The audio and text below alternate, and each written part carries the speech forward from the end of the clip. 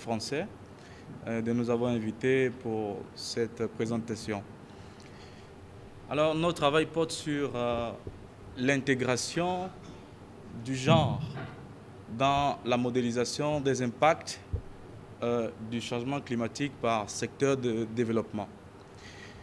Je dois rappeler que, en fait, ceci n'est pas mon sujet de recherche dans le cadre du doctorat, mais c'est un papier qui est déjà à thème, qui est parti d'une consultation. Et à l'heure où je parle, mon co-auteur est en train de faire la même présentation à la conférence africaine sur les politiques foncières en Afrique, organisée par les Nations Unies, la Banque africaine de développement et consorts. Donc c'est déjà un article même qui est accepté pour publication dans la revue africaine des politiques foncières. Merci.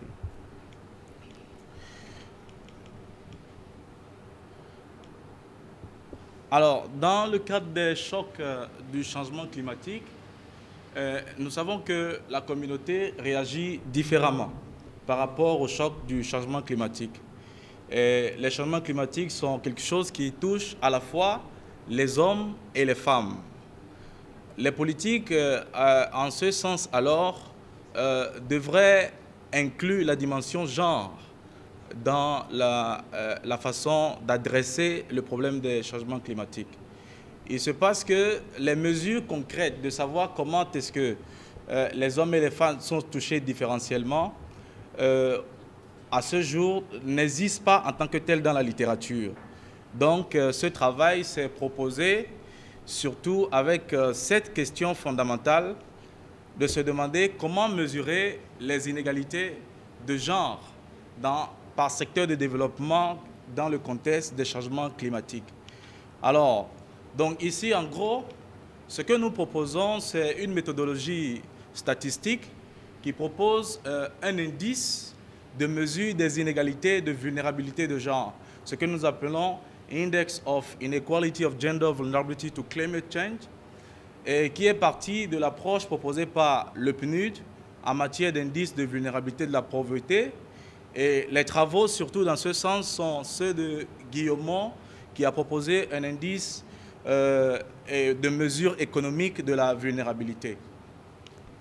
La vulnérabilité, évidemment, que nous définissons comme les risques sur les capacités. Alors, pour passer directement à l'indice, nous avons donc ce schéma qui résume un peu la méthodologie générale que nous proposons. Nous captons les effets différenciés du changement climatique sur le genre de deux façons. Une composante que nous appelons exposition avant le choc, qui appliquée à l'agriculture intègre les paramètres clés du secteur de l'agriculture: possession de la terre, les capacités financières, la technologie, l'instruction. Et l'autre composant qui est la composante physique, qui intègre les variables climatiques telles que la pluviométrie, les températures, le niveau de la mer.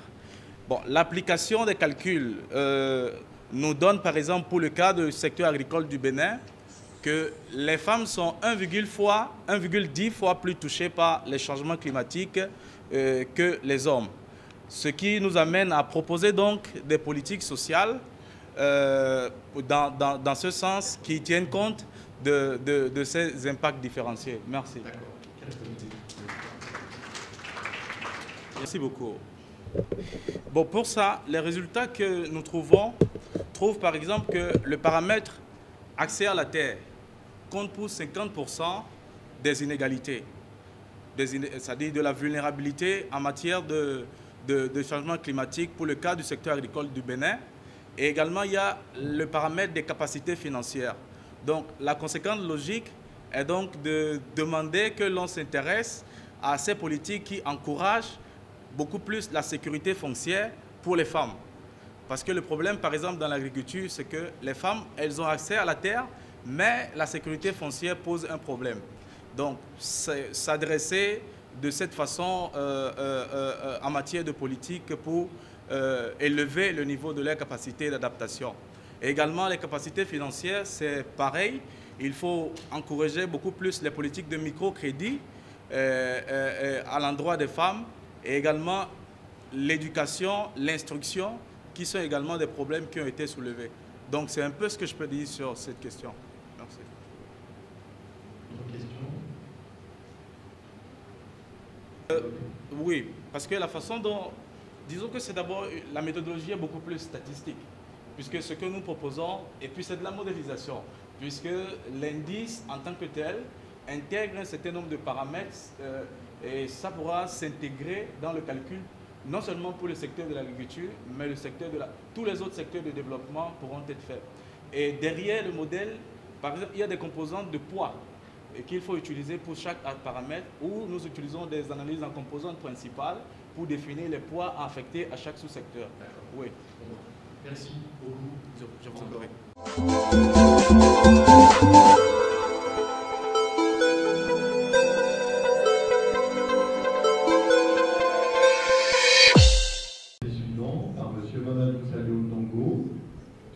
Concerne la modélisation mathématique de la dynamique de population et de l'infection de microparasites en fonction de l'environnement et du climat.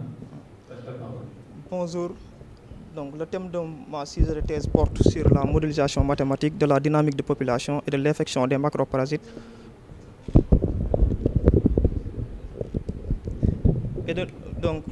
Bonjour. Le thème de mon sujet de thèse porte sur la modélisation mathématique de la dynamique de population et de l'infection des macroparasites en fonction de l'environnement et du climat. Nous allons commencer par donner donc quelques problèmes liés aux macroparasites.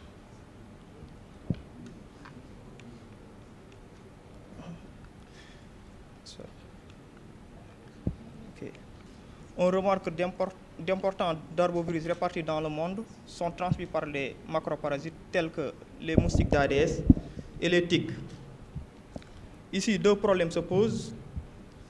La caractérisation de la notion de réservoir d'un virus sur les moustiques d'Aedes et la phénologie du potentiel d'infection et de transmission d'un virus chez les tiques. Cependant, la modélisation mathématique représente une alternative puissante qui pourrait apporter des solutions à ces problèmes. Ainsi, des modèles d'infection hôte vecteur ont abordé l'impact épidémiologique de la transmission verticale chez les Aedes. Et aussi des modèles structurés ont abordé la phénologie chez les tiques. Donc, on a, dans les deux figures, on a donné la première figure, on a donné donc le cycle de vie des Aedes, et l'autre, ça concerne donc le cycle de vie des tiques. Notre objectif, c'est de développer une approche mathématique intermédiaire entre EDO de dimension finie et EDP pour évaluer le lourd de réservoir et la phénologie d'un macroparasite. Comme méthodologie, nous allons décrire d'abord certains aspects du phénomène, certains aspects du cycle de vie et de l'infection d'un macroparasite sous la forme d'un problème de Cauchy de dimension infinie défini dans un espace de Banach lattice. Ensuite, analyser le modèle par la théorie des semi-groupes positifs.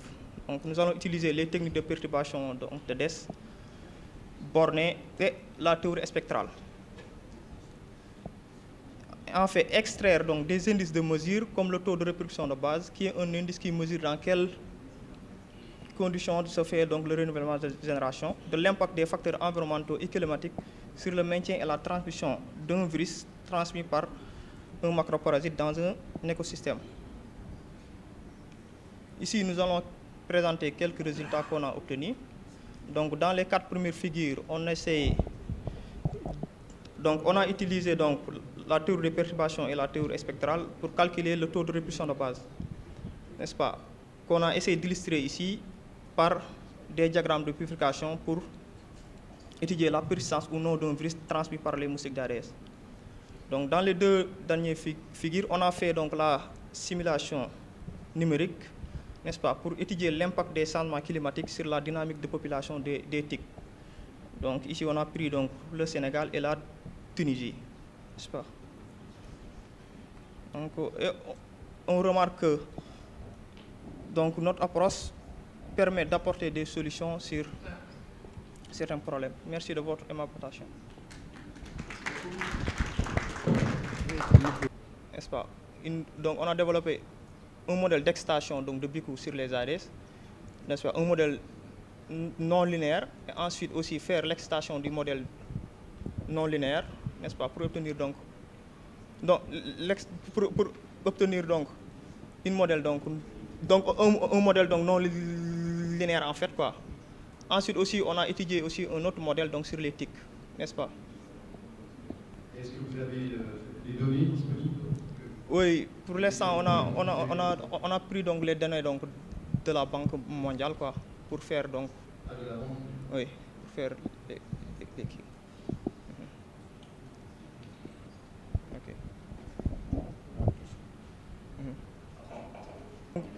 S'il vous plaît, donc, vous pouvez répéter donc la question, je n'ai pas bien compris. Hein? Quelles sont les retombées au niveau des populations, des modèles que vous faites? Est-ce qu'il y a des recommandations qui sont faites, par exemple? Ça, je pense que c'est une question qui est un peu générale, qui s'adresse un peu à tout le monde. Hein. Ok. Donc, s'il y a des recommandations? Oui, si est-ce que vous pensez que votre modèle pourrait avoir donné lieu ensuite à des recommandations? Oui. Parce que là, donc, on essaie de développer une méthode qui essaie de calculer donc, des indices de mesure sur l'impact des environnements, sur l'impact des effets environnementaux et climatiques sur la dynamique de population de certains macroparasites. Par exemple, ici, dans les 4 premières figures, on a calculé le taux de répulsion de base, le R0, n'est-ce pas? Je n'ai pas donné donc, le résultat ici, mais par exemple, qui gouverne la persistance ou non d'un virus transmis par les moustiques d'Aedes, en fait, quoi, ici. Oui. Ok, merci beaucoup.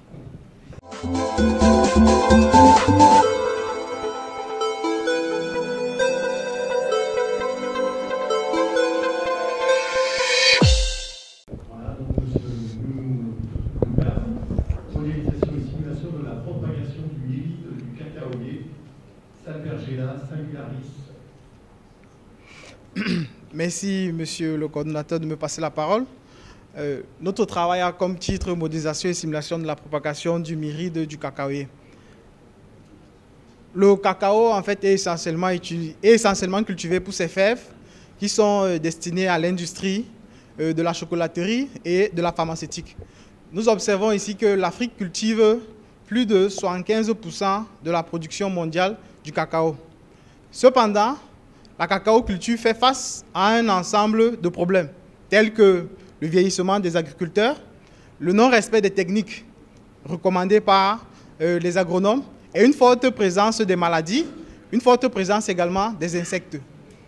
Parmi ces insectes, l'objet de notre étude ici, c'est le myride. Le myride, en fait, c'est quoi? C'est un ravageur, c'est un insecte de type piqueur-suceur qui se nourrit de la sève prélevée sur la cabosse de cacao et également sur les tiges, les jeunes tiges de cacao. Sa nutrition ici va infecter ou bien va diminuer la croissance de la plante et va ici réduire la production du cacao de l'ordre de 20 à 30%. On constate également que le cacao se cultive dans des agroforêts. Et des agroforêts, ce sont ici des environnements dits complexes. Pourquoi? Parce qu'on y retrouve un ensemble d'arbres divers, un éclairage qui est hétérogène. Et pour pouvoir comprendre ces systèmes dits complexes, on a recours ici à la modélisation et à la simulation. L'objectif, le problème posé par notre travail ici, c'est qu'il est difficile, vu la complexité de l'agroforêt, de prédire les pertes de rendement causées par le myride dans une cacaoyère. L'objectif de notre travail ici sera de simuler et de modéliser et de simuler la dynamique du myride, ceci dans le but d'évaluer les pertes causées par ce dernier et d'évaluer également les stratégies de contrôle qui sont appliquées actuellement. Donc, pour pouvoir le faire, nous avons recours au modèle à base d'agents qui permettent ici de modéliser les comportements individuels au niveau microscopique et d'étudier les phénomènes émergents. Donc, nous avons dans nos travaux identifié 2 grands agents qui sont le myride mâle et le myride femelle. Ces 2 agents ont un ensemble d'actions qu'ils peuvent faire, telles que la naissance, la croissance, la nutrition, le déplacement. Et ces actions-là sont influencées par des facteurs tels que le climat, la croissance de la plante, les insecticides, la pulvérisation des insecticides ou non, bien la présence ou non des prédateurs dits naturels, tels que les fourmis, qui se nourrissent du myride. Nous avons également produit ici une ontologie du système myride cacaoyer, qui permet ici d'identifier les grands concepts qui sont reliés à notre modèle. Nous définissons à travers cette figure les différents états que peut avoir le myride. On observe ici que contrairement à d'autres insectes, il est possible qu'on ait des myrides femelles qui sont dites stériles. L'ensemble de ces comportements a été modélisé dans la plateforme Gamma, qui est une plateforme de simulation multi-agent, et ceci nous a permis ici d'exprimer les différentes variations de la population du myride sur un cacaoyer en fonction de la période de l'année et d'estimer également les différents myrides endommagés par l'effet, les différents cabos plutôt endommagés par l'effet du myride dans la cacaoyère. Je vous remercie.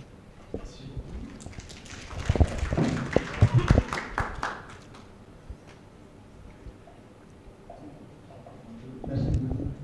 Je voulais juste prolonger la dernière question. Est-ce qu'une fois que vous avez mobilisé le... Juste. D'accord.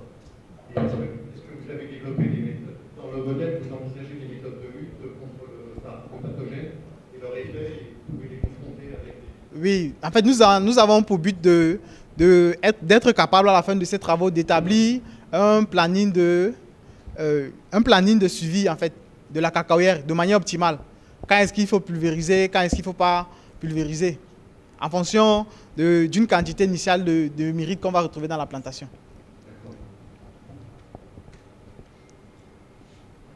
D'autres questions?